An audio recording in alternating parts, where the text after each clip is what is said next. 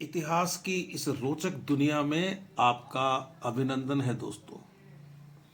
हम गांधी दर्शन की चर्चा कर रहे हैं और हमारे सामने है गांधी जी की लिखी हुई किताब हिंद स्वराज, जो उन्होंने 1908-9 ईस्वी में लिखी थी। गांधी जी ने कहा कि इस किताब में मैंने कुछ नया नहीं बताया है। मुझे जो मेरे धर्म ने सिखाया और जो मैंने कुछ विदेशी दार्शनिकों की पुस्तकें पढ़कर अनुभव किया, वही मैंने लिख दिया है।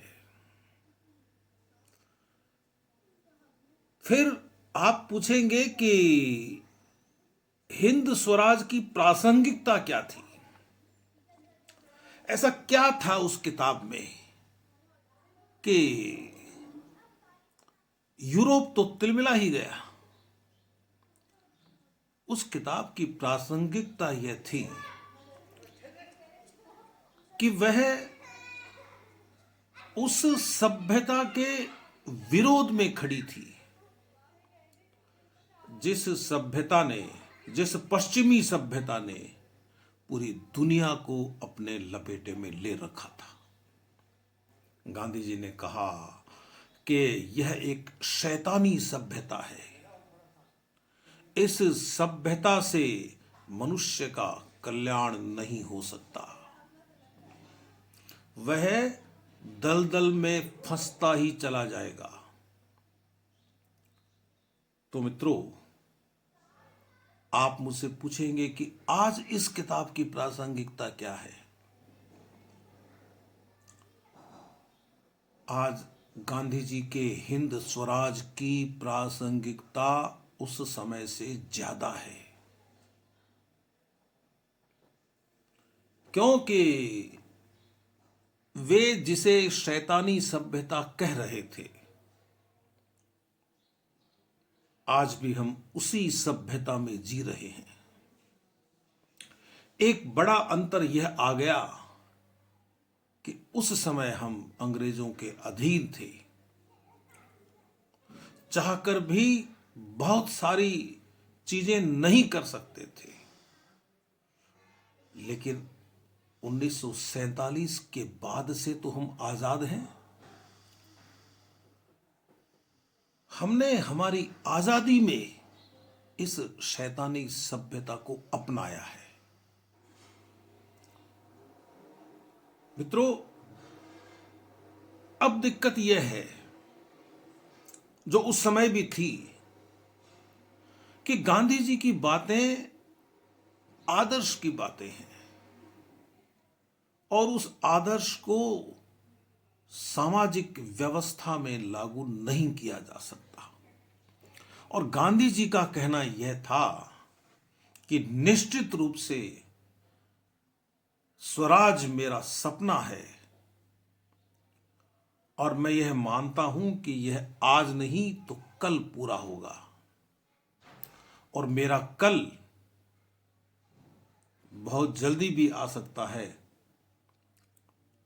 और उसे आने में अत्यधिक समय भी लग सकता है, लेकिन मैं स्वराज के रास्ते पर चलना नहीं छोड़ूंगा।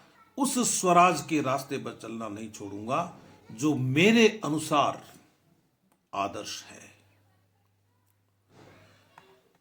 अब एक बड़ी समस्या हमारे सामने यह है, इस पूरी पीढ़ी के सामने है वह समस्या, कि गांधी जी की हिंद स्वराज को पढ़ेगा कौन? कौन पढ़ेगा? आज के दौर में जब पठनीयता खत्म होती जा रही है, आप लोग फेसबुक और व्हाट्सएप की दुनिया में जी रहे हैं और यह दुनिया भी एक शैतानी दुनिया है। एक दिन ऐसा आएगा जब आप तन से और मन से इतने लाचार हो जाएंगे कि आप उठकर घड़े तक जाकर, घड़ा तो होता ही नहीं है, पानी के बर्तन तक जाकर पानी लेकर नहीं पी सकेंगे। यह हाल होगा और निश्चित रूप से होगा, क्योंकि हमने पढ़ना छोड़ दिया है। किसी एक व्यक्ति ने एक संदेश बनाया और उसे सोशल मीडिया के माध्यम से लोगों के बीच में छोड़ दिया। न कोई उसके आगे सोचता है, न कोई उसके पीछे सोचता है। अंगूठा दबाया, उंगलियां लगाई और उसको फॉरवर्ड कर दिया। लोगों के बनाए हुए संदेशों को काट कर पेस्ट कर दिया जाता है। तो ये जो फॉरवर्ड करने की नीति है, ये जो कट पेस्ट की आदत बन गई है, ये सोशल मीडिया को ही प्रभावित नहीं कर रही है, यह आपके और हमारे जीवन को प्रभावित कर रही है। हम जिंदगी को सोशल मीडिया की तरह देखने लगे हैं। फेसबुक पर आपके 5,000 मित्र हैं, आप बहुत खुश हैं, और आपको जब बुखार आ जाता है और आप लिख देते हैं फेसबुक पे कि मैं बीमार हूं, मुझे दवा चाहिए, आपके पास मुश्किल से कोई 1-2 मित्र आएंगे, और वे मित्र होंगे जो आपसे सोशल मीडिया के इतर मित्रता रखते हैं, बचपन से आपके साथी हैं। तो इस हाल में हिंद स्वराज जैसी किताबों को कौन पढ़े, आनंद मठ को कौन पढ़े। आप दुनिया के दार्शनिकों की बात छोड़ दीजिए, आपके पास भारत के दार्शनिकों की किताबें भी पढ़ने की फुर्सत नहीं है, पढ़ने का मन नहीं है, पढ़ने की आदत नहीं है। तो जो लिखने वाले लोग हैं उनके सामने बड़ा संकट है, साहित्यकारों के सामने बड़ा संकट है। 4 पंक्तियां लिख तो हर कोई देता है जिनका कोई अर्थ नहीं होता, साधारण सी बातें होती हैं, और वे रचनाकार बन जाते हैं। जो गंभीरता से लिखने वाले लोग हैं उनका कोई पाठक वर्ग ही नहीं है, लिखने वाले ही लिखने वालों को पढ़ रहे हैं। तो ये जो हिंद स्वराज है, यह जिस शैतानी सभ्यता के विकल्प के रूप में खड़ी एक किताब है, इसको कौन पढ़ेगा। पहली बात तो आप यह मानेंगे ही नहीं कि यह सभ्यता शैतानी सभ्यता है। शोध कार्य करने के लिए कोई हिंद स्वराज को निकाल कर रख ले तो मैं कह नहीं सकता, इसके अलावा लोग इसको नहीं पढ़ रहे हैं। हिंद स्वराज्य को नहीं, वे किताबें ही नहीं पढ़ रहे हैं। और किताबों का भी एक बाजार हो गया है, अलग तरह की किताबें, अलग तरह का बाजार, अलग तरह का लेखन, अलग तरह का पाठक वर्ग, जिसका चिंतन से, विमर्श से कोई ज्यादा ताल्लुक नहीं है। तो ये जो किताब है, इसको मैं पढ़ रहा हूं जैसे, तो मैं किसको सुनाऊंगा, कौन सुनेगा मेरी। वो एक शेर है बेखुद देहलवी साहब का कि पढ़े जाओ बेखुद गजल पर गजल, पढ़े जाओ बेखुद गजल पर गजल, वो बुत बन गए हैं सुने जाएंगे। यदि मैं बोल भी रहा हूं तो सुनने वाले मूर्तिवत हैं, प्रतिप्रश्न नहीं है। हम लोग जब कक्षाओं में पढ़ाते हैं तो बड़ी पीड़ा अनुभव करते हैं, प्रश्न पूछने वाली पीढ़ी खत्म हो गई है। खैर, वह एक अलग विषय है। लेकिन सूचनाओं की अतिवृष्टि के इस दौर में यदि आप समय निकालकर अच्छी किताबें पढ़ना शुरू कर देंगे तो आपका जीवन बदल जाएगा, यह तय है। चूंकि प्रसंग गांधी का चल रहा है, हिंद स्वराज का चल रहा है, तो फिर मैं कहूंगा कि कम से कम इसे तो पढ़िए।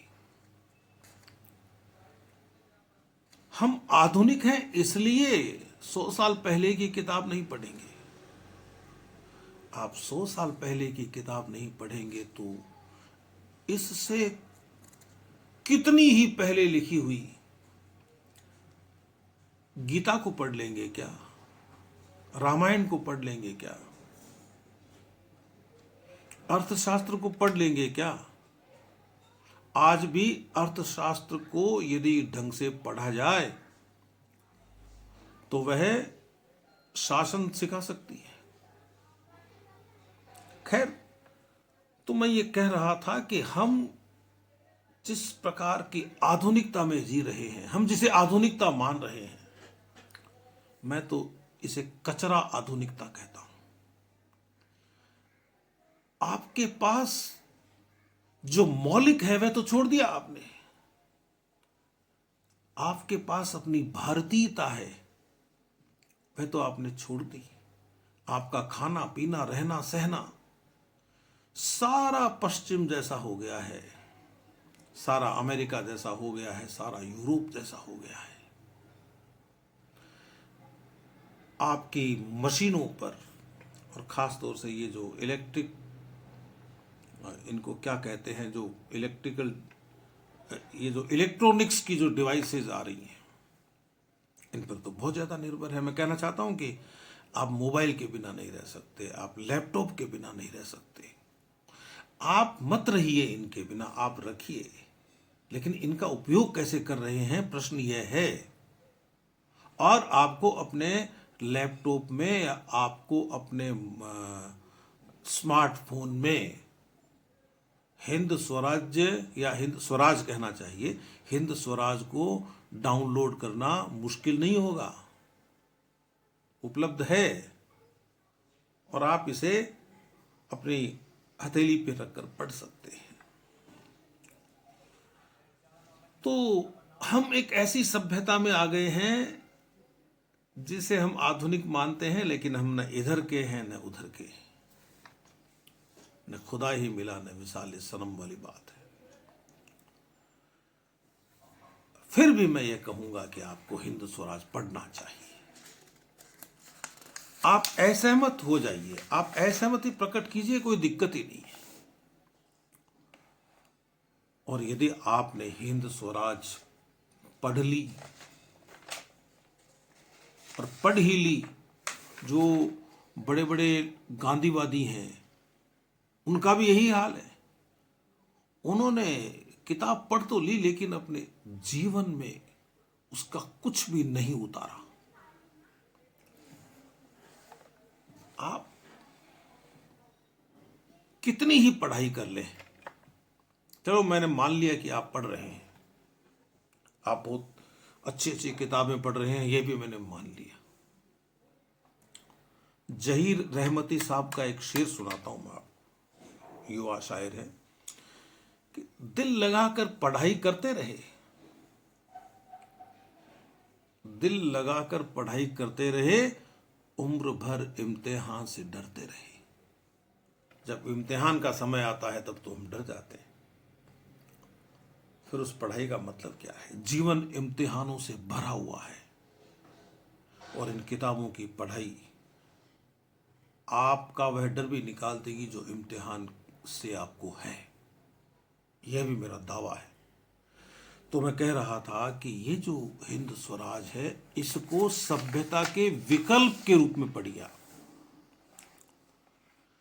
इसे मैं नहीं कहता कि आप 1908 या 1909 के हिसाब से ही पढ़िए, नहीं, जो चीजें बदल गई हैं उनको शैतानी सभ्यता में आप सेट कर दीजिए, फिर पढ़िए बदली हुई चीजों को। बहुत सारी चीजें उस समय नहीं थी जब गांधी जी ने वह लिखी थी। गांधी जी के साथ दिक्कत यह है कि उनके साथ कोई नहीं है। पहले भी मैंने किसी व्याख्यान में कहा था कि गांधी जी अकेले रह गए, उनसे सब नाराज, उनसे मुस्लिम भी नाराज, उनसे हिंदू भी नाराज, उनसे पूंजीपति भी नाराज, उनसे कम्युनिस्ट भी नाराज, उनसे नेता भी नाराज, उनसे वोटर भी नाराज। और इन चीजों के चलते हमारे सामने गांधी जी का एक राजनेता वाला रूप ही रह जाता है। उन्होंने बहुत लिखा है, एक लेखक का, एक मनीषी का रूप नहीं रहता, क्योंकि लोग फंस जाते हैं कि या तो उन्हें गांधी का समर्थन करना है या गांधी का विरोध करना है। आप न गांधी का समर्थन कीजिए न गांधी का विरोध कीजिए। गांधी को आप एक बार के लिए राजनेता न मानते हुए एक दार्शनिक मान लीजिए, एक प्रयोगधर्मी इंसान मान लीजिए और उनकी किताबें पढ़िए, उनका लेखन पढ़िए, आपको बहुत अच्छा लगेगा। तो बात यह है कि हमें हिंद स्वराज को आधुनिक संदर्भों में पुनः पढ़ना चाहिए। रामायण और महाभारत को भी हम आधुनिक संदर्भों में पढ़ सकते हैं। पूरा परिदृश्य बदल गया, लेकिन पढ़ सकते हैं, समझ सकते हैं। तो हिंद स्वराज को भी समझ सकते हैं। आप देखिए, गांधी जी ने जो लिखा है वह सही साबित हो रहा है। दुख तो इस बात का है कि गांधी जी का लिखा हुआ 1909 में यह किताब आई, 1947 में देश आजाद हुआ और हम 1965-70 से ही देखते आ रहे हैं। और फिर ये 90 के दशक में तो बहुत ज्यादा हो गया। क्या हो गया? उनकी कौन सी बात सही हुई? उनकी कितनी ही बातें सही हुई हैं। उन्होंने लिखा था, 1908 में लिखी हुई बात बता रहा हूं मैं आपको, कि जो बम आज अंग्रेजों को मार रहे हैं, जब अंग्रेज चले जाएंगे तो वे भारत पर गिरेंगे। अब आप कह देंगे मुझे कि गांधी जी यह बात कहकर क्रांतिकारियों का विरोध कर रहे हैं। एक बड़ी बहस हो जाएगी यदि मैं गांधी जी का पक्ष रख कर बात करूंगा। तो गांधी जी का पक्ष रखकर बात करूंगा यदि मैं इस बिंदु पर कि वे क्रांतिकारियों का विरोध करते हैं या नहीं करते हैं, तो हमें बहुत बात करनी होगी। यद्यपि हम कर चुके हैं एक अंक में पहले। तो क्या मतलब है इस बात का? उनका यह कहना था सीधा सा कि आप अंग्रेजों को भगाने के लिए जो हिंसक तरीके अपना रहे हो, ये तरीके आपकी आदत बन जाएंगे।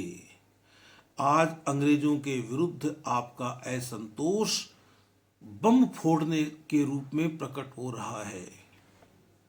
कल अंग्रेजों की जगह भारतीय बैठेंगे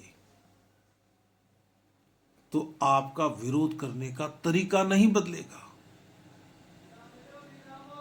और इस देश ने जो आतंकवाद झेला है वह इसीलिए झेला है कि इस देश के लोगों ने गांधी जी के अहिंसा के रास्ते को नहीं अपनाया। आप गांधी जी के अहिंसा की बात मत कीजिए, चलो आप भारतीय दर्शन में जो अहिंसा कही गई है उसकी बात पर चल लीजिए। भारतीय दर्शन में तो हम वाणी से यदि किसी को कष्ट पहुंचाते हैं तो उसे भी हिंसा माना गया है। बड़ी व्यापक अवधारणा है हिंसा की भारतीय वाङ्मय में। तो मित्रों, गांधी जी ने उस समय कहा था कि न्याय माता की आंखों पर पट्टी बंधी हुई है। उनका तो ये कहना भी था ना कि भाई दो आदमियों की लड़ाई को कोई तीसरा आदमी नहीं खत्म कर सकता, उनको आपस में खत्म करनी पड़ेगी। आप देखिए, राजा राममोहन राय से चलिए और आप नेहरू तक आ जाइए, फिर तो देश आजाद हो गया था ना। आपको लगभग सभी सामाजिक कार्यकर्ता और राजनीतिक कार्यकर्ता, जो ये बड़े लोग हैं, ये सब आपको अंग्रेजों की तारीफ करते दिखाई देंगे बहुत सारी जगह। वे अंग्रेजी सभ्यता से प्रभावित होते दिखाई देंगे आपको। ऐसा क्यों? एकमात्र गांधी ऐसे चिंतक, ऐसे विचारक हुए जिन्होंने शुद्ध भारतीय दृष्टिकोण से सोचा। ठीक है, वो एओ ह्यूम की तारीफ भी कर देते हैं, वे अंग्रेजों की तारीफ कर देते हैं कई जगह, ठीक है, उस बात को छोड़ दीजिए, उस बात के लिए भी हमें सोचना पड़ेगा, उसके लिए अलग बात करनी पड़ेगी। लेकिन मैं ये कह रहा हूं कि एकमात्र गांधी ने भारतीय दृष्टिकोण से अपनी बात रखी। आप हिंद स्वराज पढ़ लीजिए, यह उस समय की लिखी हुई किताब है जब गांधी जी भारत के राजनीतिक मंच पर नहीं थे, उस समय की लिखी हुई किताब है। गांधी जी ने तो यहां तक कहा कि ये जो अंग्रेज, हिंद स्वराज में ही आएगा, कि ये जो अंग्रेज ये कह रहे हैं कि हम तो आप लोगों को सभ्य बनाने के लिए आए हैं, इंसान बनाने के लिए आए हैं। भाई हमें मत बनाओ आप इंसान, हम जैसे हैं वैसे ही छोड़कर हमको चले जाओ। अंग्रेजों के रहने का जो एक बड़ा नुकसान गांधी जी ये देख रहे थे कि वे जितने ज्यादा समय रहेंगे वे अपनी अंग्रेजियत से हमको प्रभावित करते रहेंगे और हम अपने आचरण से अंग्रेज होते चले जाएंगे। और ये हुआ भी।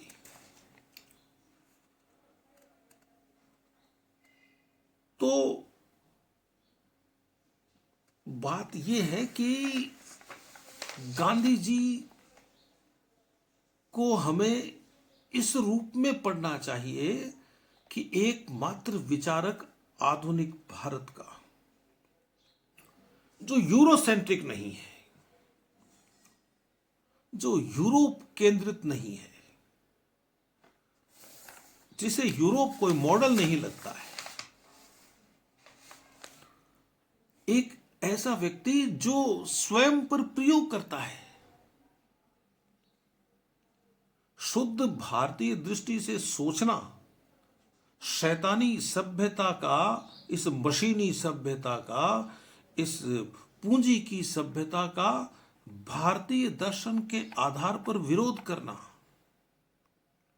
और किताबी विरोध नहीं करना, अपने आचरण से लोगों को बताना कि ऐसे जिया जाता है। ऐसे कई बार अवसर आए। मेरे पास एक नाम है, निर्मल कुमार बोस। निर्मल कुमार बोस ने गांधी जी को खूब अच्छी तरह से पढ़ लिया और समझ लिया। तो गांधी जी ने कहा निर्मल कुमार बोस को, उन्होंने कहा कि तुमने मेरा लिखा हुआ सब कुछ घोटकर पी लिया है, तुमने मेरा लिखा हुआ सब कुछ घोटकर पी लिया है, लेकिन मुझे बेहतर समझने के लिए जरूरी है कि तुम मुझे काम करते हुए ध्यान से देखो।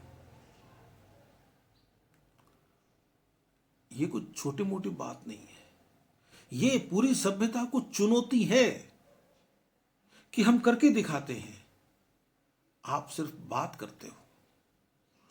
तो ये एक बड़ी जरूरी बात है। दूसरी बात यह कि गांधी जी ने यह कहा कि भाई मैं जो बात बाद में कहता हूं किसी बिंदु पर, किसी विषय पर, उसको सही माना जाए, ये कहा उन्होंने। तो हिंद स्वराज तो उन्होंने लिख कर छोड़ दी और बाद में उन्होंने एक बार नेहरू जी को कहा भी कि अब मैं इसमें एक शब्द नहीं बदलूंगा, परिवर्तन करने थे वे कर दिए। वे कायम थे, वो यानी वे कायम थे अपनी धारा पर, अपनी बात पर। तो उन्होंने कहा कि भाई मैं जो बाद में कहता हूं वह सही है। तो गांधी जी ने जो बातें हिंद स्वराज में कही, उन्हीं विषयों को, उन्हीं बातों को वे बाद में किस रूप में कह रहे हैं, यह हमें जरूर देखना चाहिए। और उस कहे हुए को हिंद स्वराज के साथ जोड़कर हमको पढ़ना चाहिए, यह जरूरी है। तो गांधी की सबसे बड़ी विशेषता खासतौर से हिंद स्वराज में यह नजर आती है कि वे यूरोसेंट्रिक नहीं है, वे यूरोप केंद्रित नहीं है, वे भारत केंद्रित है। और ऐसे व्यक्ति जिन्होंने खुद प्रयोग करके दिखाए, खुद जीवन में उन्होंने प्रयोग करके दिखाए। कुछ लोग कहते हैं कि गांधी जी के विचारों का असर तो पड़ा ही है। लोकतंत्र को देख लीजिए, ग्राम पंचायतों में जो आज़ादी दी गई है उसको देख लीजिए, लेकिन यदि आप सभी चीज़ों का अध्ययन करेंगे तो ये पाएंगे कि गांधी जी के विचारों का मर्म नहीं है इन नियमों में, इन कानूनों में। जिस हृदय परिवर्तन की बात वे करते हैं, वह हृदय परिवर्तन कहीं दिखाई नहीं देता है। वे ये कहते हैं कि भाई इस दुनिया में मनुष्य को ये नहीं मानना चाहिए कि मैं कोई सर्वश्रेष्ठ हूं और मैं कुछ भी कर सकता हूं। चलो मान लिया कि इंसान सर्वश्रेष्ठ है, लेकिन इस दृष्टि से श्रेष्ठ है वह कि उसमें अहिंसा का तत्व है। उसका जो मूल निर्माण है वह अहिंसा से ही हुआ है। हिंसा तो पशु का स्वभाव है। तो आप अपने आप को अहिंसा के स्वभाव का व्यक्ति मानते हुए यदि आप बड़ा समझते हैं तो अच्छी बात है, समझिए। और ईश्वर, जिसे गांधी जी सत्य भी कहते हैं, प्रेम भी कहते हैं, उसकी निकटता हासिल करने के लिए यह जरूरी है कि आप स्वयं को ईश्वर के सामने तुच्छ मानकर चलें और यह भी मानकर चलें कि उसने सभी जीवों को बनाया है, वह सब जीवों को बनाने वाला है, तो उसकी नजर में सारे जीव एक समान है। आप पशु पर जुल्म करके आदमी का भला नहीं कर सकते। अभी ये जो महामारी का दौर प्रारंभ हुआ, उस समय मैंने एक छोटी सी कविता लिखी थी, मार्च में लिखी थी, मार्च 2020 में। मैं वह आपको सुनाना चाहता हूं। कविता का शीर्षक है हिसाब। हिसाब। मैंने लिखा कि ईश्वर के पास एक ही तराजू है, ईश्वर के पास एक ही तराजू है जिसमें आदमी के बराबर तुलते हैं। ईश्वर के पास एक ही तराजू है जिसमें आदमी के बराबर तुलते हैं जानवर, कीड़े और पेड़। पहले वह उनका हिसाब करेगा, फिर तेरे पास आएगा। तो कुदरत की नजर में जैसी चींटी है, जैसा पौधा है, वैसा ही मनुष्य है। और हमें ईश्वर की इस बराबरी को समझना पड़ेगा। और जब हम इसको समझ जाएंगे तो हम अपनी जरूरतें भी कम कर लेंगे, हम दूसरों का भला भी करने लगेंगे, हम पर्यावरण की ओर भी ध्यान देंगे। ये प्रकृति जैसी है, उस प्रकृति का नाश करने का काम हम नहीं करेंगे। तो मित्रों, ये जो बातें हैं जो अब तक हमने की हैं हिंद स्वराज के संदर्भ में, इन बातों के आलोक में, इनके प्रकाश में आप एक बार हिंद स्वराज को पढ़ लीजिए। मैं हिंद स्वराज का जो प्रसंग है उसको मैं यही खत्म करूंगा, और बाद में कभी मन हुआ तो मैं हिंद स्वराज के एक एक पाठ की चर्चा करना चाहूंगा, करूंगा। लेकिन अभी तो मैं हिंद स्वराज की बात यही खत्म कर रहा हूं। कभी कोई मन हुआ, समय मिला, तो मैं ये जो हिंद स्वराज है इसके पन्ने पन्ने पर आप लोगों से चर्चा करना चाहूंगा, शब्द शब्द पर चर्चा करना चाहूंगा। तो अनुमति दीजिए। नमस्कार।